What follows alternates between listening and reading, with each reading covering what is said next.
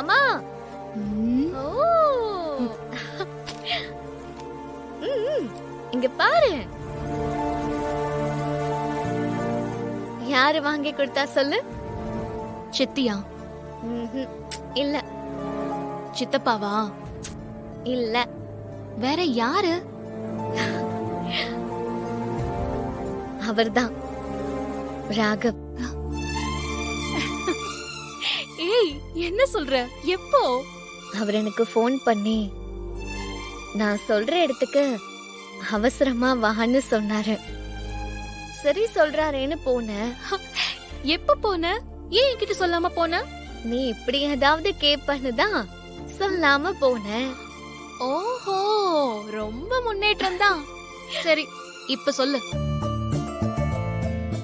அவரு என்கிட்ட சாரி, ஆ, என்னால புடவை எடுக்கும் போது கூட வர முடியல, ஓஹோஹோ.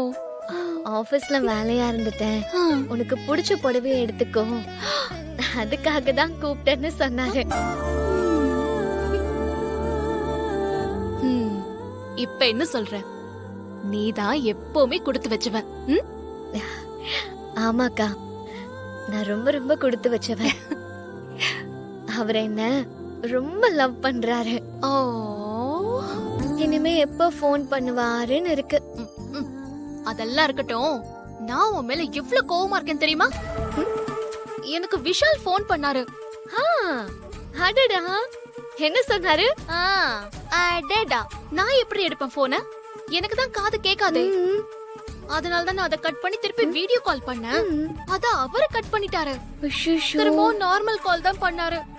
அட்டென்ட் பண்ணலனா நல்லா இருக்காதுன்னு சொல்லி நானும் வேற வழியே இல்லாம அட்டென்ட் பண்ணிட்டேன். அட்டென்ட் பண்ணிட்டியா? ம், வீடியோ கால் வாங்க, இப்ப பேச முடியாதுன்னு சொல்லிட்டியா? அது எப்படி சொல்ல முடியும்?